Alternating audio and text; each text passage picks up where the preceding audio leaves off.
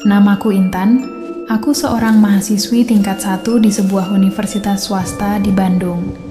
Aku mengalami peristiwa ini sekitar setahun yang lalu, tepatnya ketika aku masih duduk di kelas 3 SMA. Gedung SMA-ku terletak di Jalan Cihampelas, Bandung. Bangunan-bangunannya sudah tua, karena kebanyakan merupakan peninggalan zaman Belanda. Di halaman sekolahku banyak pohon-pohon besar yang juga berumur sangat tua. Membuat sekolahku berbeda dengan sekolah-sekolah yang lain. Saat itu bulan Januari, dan ada tradisi yang sudah bertahan bertahun-tahun. Di bulan Januari kami selalu mengadakan acara besar di sekolah, yaitu pensi yang digabungkan dengan bazar. Sesuai tradisi juga, acara kami berjalan dengan sangat lancar dan sukses meraup keuntungan puluhan juta. Acara selesai sekitar pukul 12 malam dan dilanjutkan dengan evaluasi hingga sekitar jam 1:30 pagi. Sebagai seksi acara, aku mengikuti evaluasi hingga akhir dan memutuskan untuk menginap di sekolah bersama teman-temanku yang lain.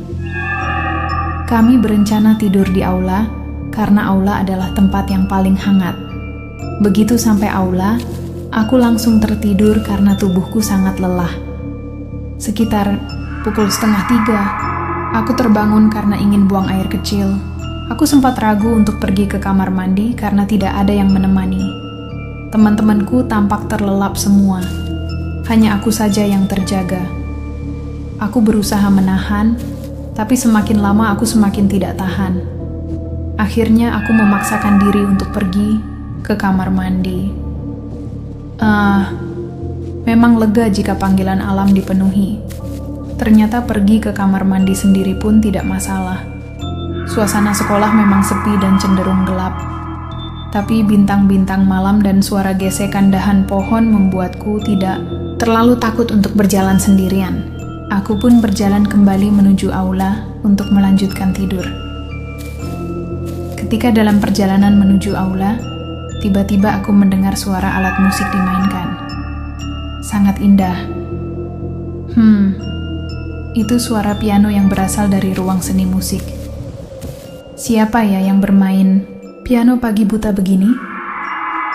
Biasanya sih yang hobi bermain piano sendirian di ruang itu adalah Pak Hari, guru seni musik di sekolahku.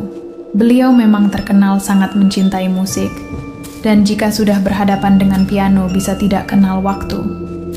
Entah mengapa, aku jadi melangkahkan kakiku ke ruang seni musik.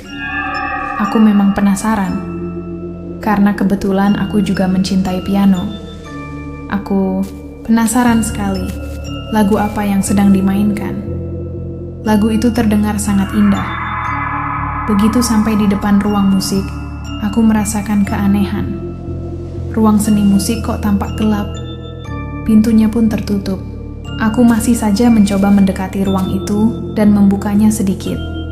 Ternyata ruang itu memang tidak dikunci. Aku mengintip dari celah pintu. Ternyata memang Pak Hari yang sedang bermain piano. Dia duduk di depan pianonya dan menghadap langsung ke arahku.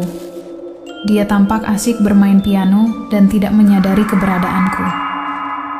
Akhirnya aku pun membalikkan badan untuk kembali tidur di aula. Namun baru selangkah aku berjalan, suara piano itu tiba-tiba tidak terdengar, sunyi senyap. Loh, kok Pak Hari tiba-tiba berhenti bermain? Lalu, tiba-tiba terdengar suara Pak Hari memanggil, "Tan, Intan." Spontan aku menjawab, "Ya, Pak." Suara Pak Hari kembali terdengar, "Sini, Tan, masuk." Aku langsung membuka pintu ruang seni musik perlahan, karena memang pintunya sangat berat. Setelah aku masuk dan menyapa Pak Hari, dia kembali melanjutkan bermain piano. Lagi-lagi nada yang indah. Tapi kok nadanya agak suram ya? Indah, tapi suram. Namun tetap saja aku menyukainya. Tak lama, Pak Hari memelankan volume bermainnya. "Kamu belum pulang, Tan?" tanyanya. Aku menjawab, "Belum, Pak." "Kenapa?" tanyanya lagi. Aku tersenyum sedikit dan menjawab, "Abis acara saya memang berniat menginap. Oh, begitu, tanggap Pak Hari sambil terus memainkan lagunya. Karena penasaran, aku akhirnya bertanya, "Pak, lagu yang lagi Bapak mainin, itu lagu siapa?" Ini lagu ciptaan saya, Tan. Bagus? Bagus sekali, Pak. Saya suka. Tapi memang nada-nadanya suram dan kelam ya. Iya, Tan. Wah, kuping kamu jeli ya. Ah, Bapak bisa aja. Kalau boleh tahu, judul lagunya apa ya? Pak, judul lagunya Setengah. Aku mengerutkan kening mendengar judul lagu yang aneh itu. Setengah? Kenapa judulnya Setengah, Pak? Kamu mau tahu alasannya, Tan? Mau dong, Pak. Ya sudah. Sini, duduk sebelah saya. Aku pun berjalan mendekati grand piano itu. Lampu yang gelap membuatku tidak sengaja menendang beberapa barang di lantai yang aku tak tahu apa itu. Pak Hari tiba-tiba kembali menaikkan emosi bermainnya.